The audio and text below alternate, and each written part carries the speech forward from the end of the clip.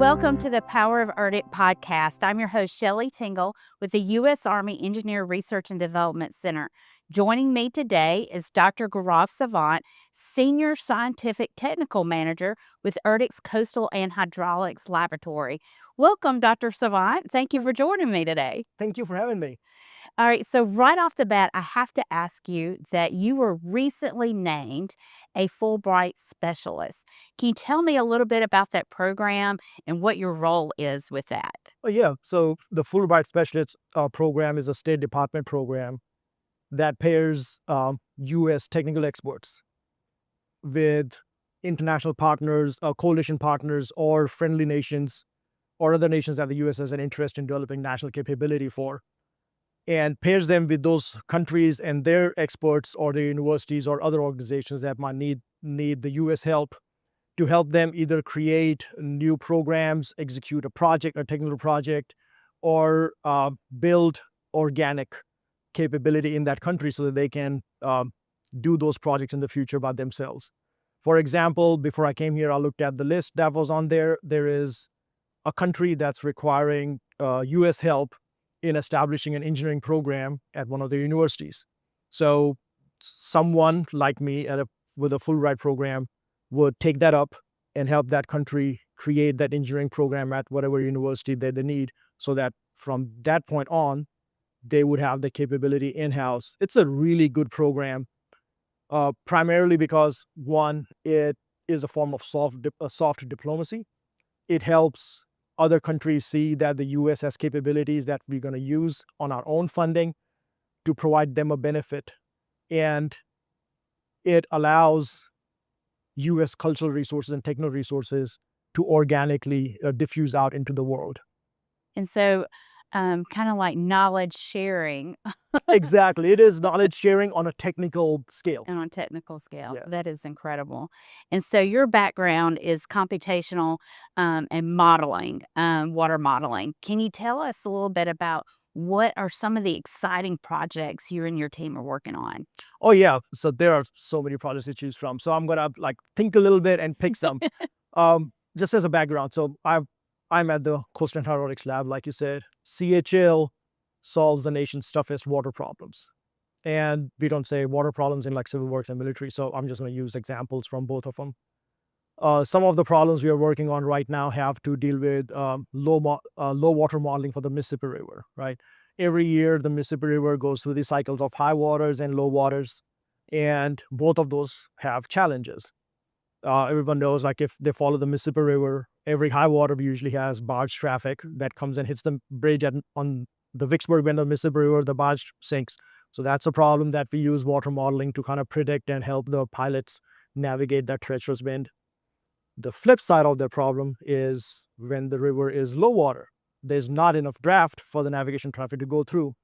So we use water modeling techniques, various numerical models, observations to predict where those low waters might be, so we can tell our partners in the Vicksburg and the Mississippi Valley Division of the Army Corps where they could pre-position bridges so that the disruption to navigation is the least. The other one is we are working with our partners at Sandia, the DOE, to look at the computational fluid dynamics modeling of how anhydrous ammonia transforms its state as a result of like accidents or other events that might change it from anhydrous to something other, some other chemical.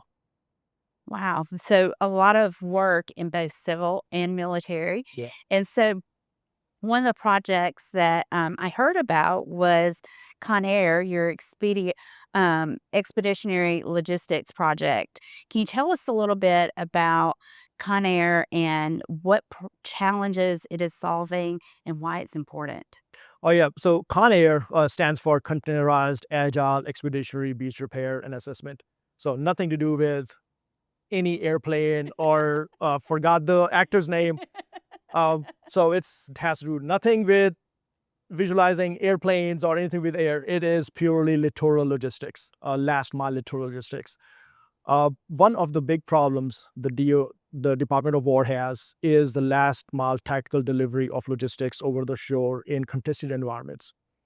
Anyone who has gone to a logistics over the shore operation or joint logistics over the shore operation knows what happens. You get one of your vehicles off the vessel, and usually the first one is a heavy equipment mover like a bulldozer or something, and everything after that gets stuck on the beach.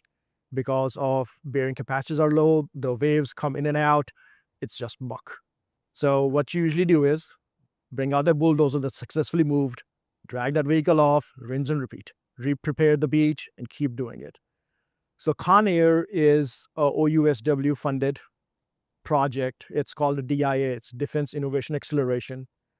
3-year project that's developing, demonstrating, and deploying technologies that allow the warfighter to transition from the wet beach to the dry beach without a disruption in the logistical transfer operation.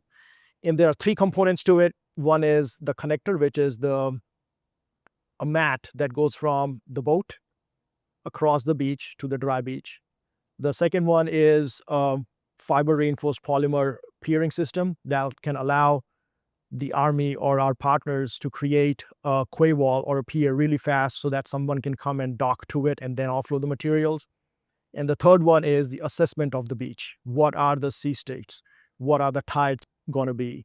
What is the bearing capacity of the beach? What power does a vessel require to beach and then de-beach out of those? And combine all 3 of those is the capability that ConAer is going to transition over to the Army, the Navy, and the Marines to help them with the last tactical mile delivery. And so I'm going to ask you a little bit more about that because it intrigues me that you said 3 years. Yeah. So usually R&D takes a long time. Yeah. So how are you able to accomplish these big challenges within 3 years? So that's a great question. So DIA stands for Defense Innovation Acceleration. So their goal is to accelerate. And the way we accelerate that is by working with partners. ERDC is a great resource, right? We have the power of ERDC. We have a lot of people, but there's also a lot of capabilities that exist in industry and academia that we can leverage to accelerate what we do here for the warfighter. So we are, for our matting parts, like we are working with our industry partners, our academic partners who have already done some of this work to take work they have done, add in the ERDC magic to it, and then transition it out. Similarly, for the beach assessment part, we are working with our academic partners at Notre Dame to create new models and take models that they've already created to use that to predict what the tides are going to do, what the sea state's going to do. And we are doing the same thing with the fiber reinforced polymer piering system. So combining ERDC, our partners in academia, our partners in industry, and our partners at other Department of War agencies, and bringing all the things that they've already done and just adding that little touch of magic that ERDC does and then transitioning that out. That's how we accelerate. And so when you talk about the touch of magic that ERDC brings, when you have these big projects, is it just CHL or are you incorporating other ERDC laboratories? Oh, ERDC is one. So it includes everything. When we do these big projects, we not only include, like if it's CHL's executing it, we are just the executing arm of it. The project is typically truly done when we bring every aspect of ERDC together. So for example, in ConAer, we have involvements with Information Technology Lab. We have contributions from the Geotechnical Structures Lab, of course, from CHL. Those 3 labs, as time goes along, as we start transitioning and testing more and more things out, we'll start including more labs as and when the need arises. And that's not to say all the different Department of War agencies that we touch while we're executing these projects. And that is obviously the power of ERDC, Exactly. of these cross-functional teams that we're able to create to solve some really hard challenges. And so you touched on this a little bit, that oftentimes we do play a role in design of the project, but also we have a role of evaluation.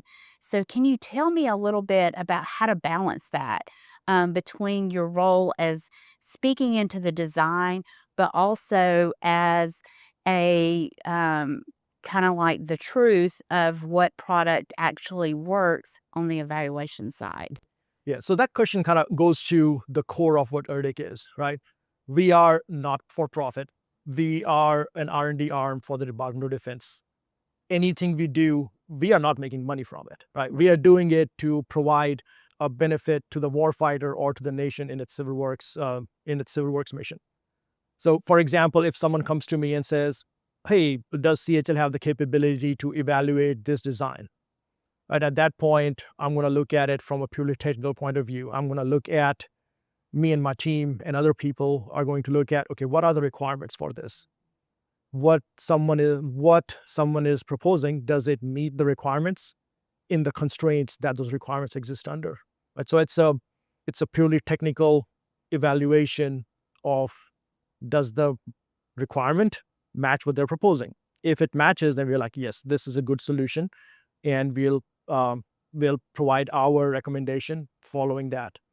When we have to do design, that kind of, even on that, we are still impartial because we are creating solutions that someone's life could depend on, a warfighter, or the resilience of a levee or an infrastructure could depend on what we do.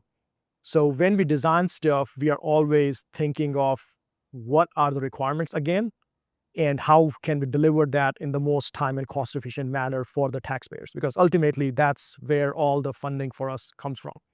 Either it comes as direct funding, or it comes as reimbursable funding from other agencies or from outside government. But they all have the same requirements, that we have to deliver what someone's requirement is in the best possible manner. Absolutely. And so, one of the challenges that I know the Army has is wet gap crossing and how dangerous these environments can be, especially for divers.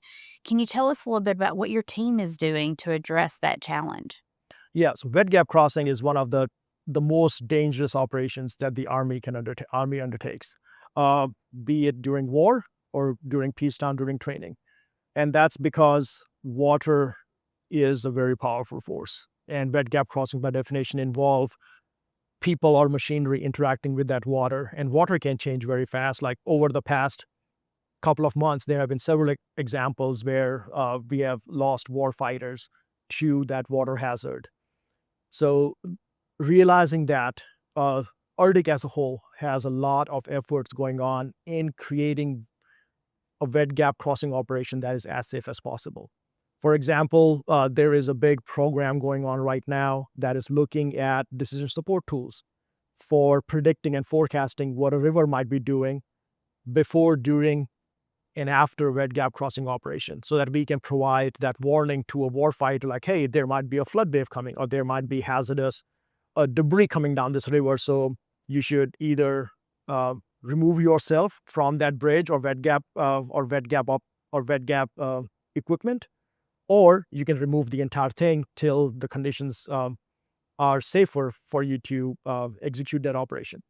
Or we could give them windows of opportunity that says, the river might be high this time, and this time, but between those, you might have 4 or 5 hours to execute some operation that you might want to. As a corollary to that is, we are also doing several testing and evaluation of systems, autonomous systems, both aerial and underwater, that can provide that persistent real-time information to the warfighter on what the river or that wet gap is doing.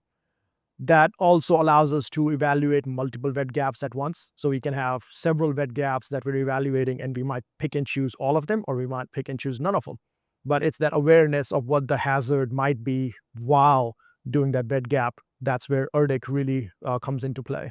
And so you're doing these real time evaluations that you're talking about, using these autonomous systems to give a go and no go situation for these decision makers. Which Exactly. makes a huge difference for the Yep. warfighter. Yeah, and that's the kind of work that's like that brings a lot of people to ERDC, that real-time impact of their work. Right? Because engineering usually is, you design something and then you wait a decade for a bridge or a highway to be built.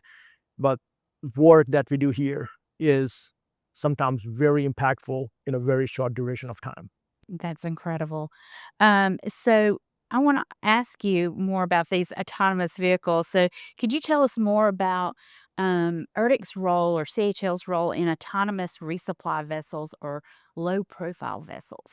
Yeah, so low profile vessels are all the rage right now. Right? So because they're for obvious reasons, like they have some form of autonomy, they are low observable, so it's tough for people to see them. The basic concept kind of comes from narco boats, right? Those South American drug boats that are almost like submarines. They have a really low profile on the water; it can barely be seen.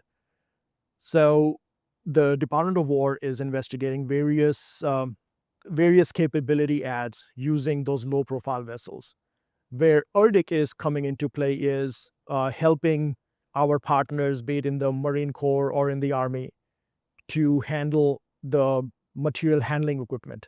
How do I take something from that autonomous boat and get it to the shore? Or what is the behavior of that boat in the littoral zone where the ocean's doing this number rapidly and consequently my boat's doing this number too? And how do I get something on or off that boat and get it to the beach? That's where ERDC's partnership with our various collaborators lies for the autonomous vessels. Wow. And so when you're doing this autonomous work, is it more in the design or is it also in evaluation? It's both. Uh, on evaluation, we look at, I'm going to take evaluation and then design. Because evaluation is slightly easier because someone's already done the work. You're just telling them whether it works or not. Right. So on evaluation, we participate along with our partners in various exercises where we test out these strategies to get stuff on and off that boat. And at this point, for the autonomous stuff, we have pretty much figured out what works and what doesn't work. For design, it becomes a lot more iterative. Like you try something, we do thought experiments on whether something can even work. When we do like computational fluid dynamics modeling on what is it that we thought is going to work? Does it actually work in a numerical sense?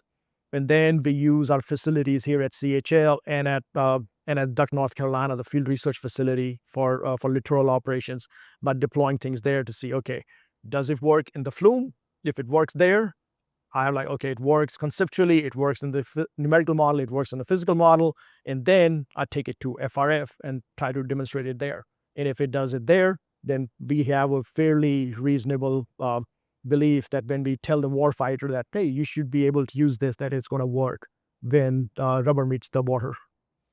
That is fabulous. So when you talked a little bit about FRF and putting it into the field, and one of those check boxes was the numerical modeling.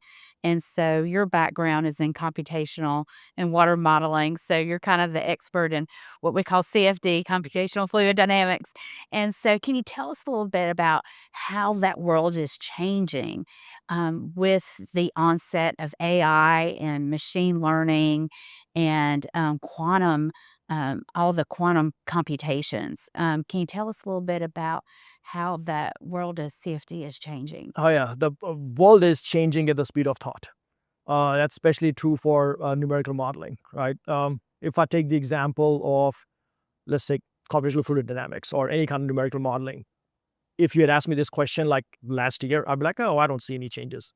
But just over the past 2 months, I've seen so much advancement, and we have started applying those advancements to our work that things that used to take us a month to simulate, now we can do it in like a minute, really fast by using those machine learning technologies and AI constructs.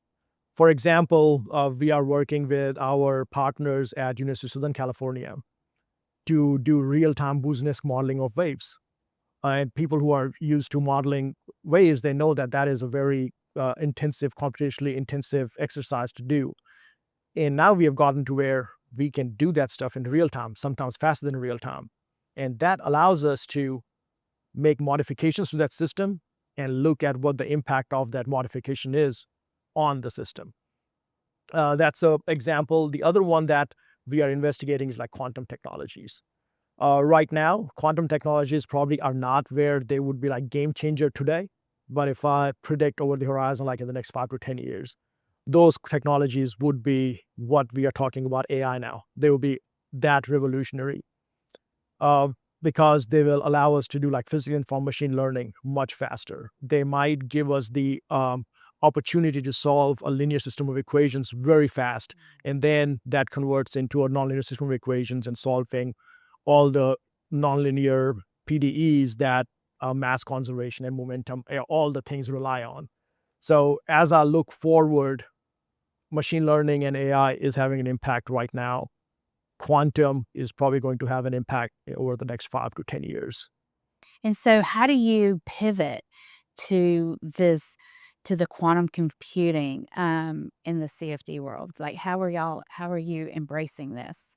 It's the first thing is be prepared, right? So when I say it's going to be in the 5 to 10 years, we have to start preparing now. We have to start doing R&D, either organically in-house at ERDC, or get resources through our collaborators outside in academia or industry to grow those capabilities, and then start ingesting those capabilities into the CFD.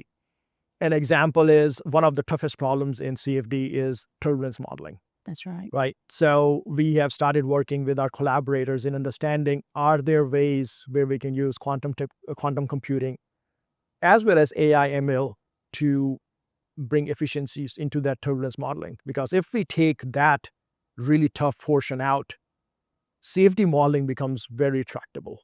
It becomes computationally inexpensive and it's fast. So those are the kind of things that we're looking at over the horizon of growing resources, conducting R&D, so that we are prepared when industry and academia and other labs say, yep, this is ready to use. They can be like, okay, we have resources that we can use it because we have prepared, and then start implementing them as soon as they come online.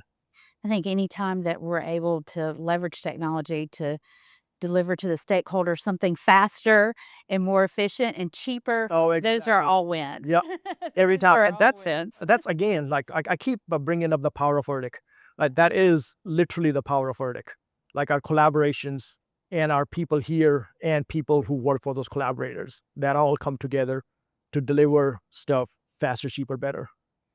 And so that leads me to the next question of I've heard you throughout this interview kind of pull that thread of collaboration.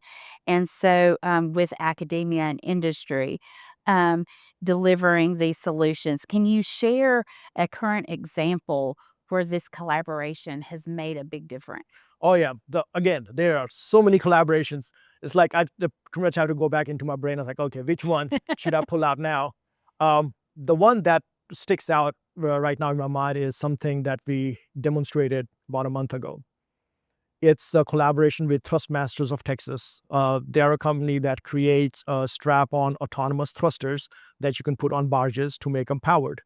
And working with Thrustmasters of Texas and with forgot the name with C Machines. Yes. They are a robotics command and control company that provides the CNC that we can link with those autonomous thrusters to now guide a barge that used to be pushed around, and we can just put those thrusters on there, link them with C Machines with the CNC, and just command those barges to do whatever we want to do. We can tell them go from Vicksburg to New Orleans, and they will autonomously go.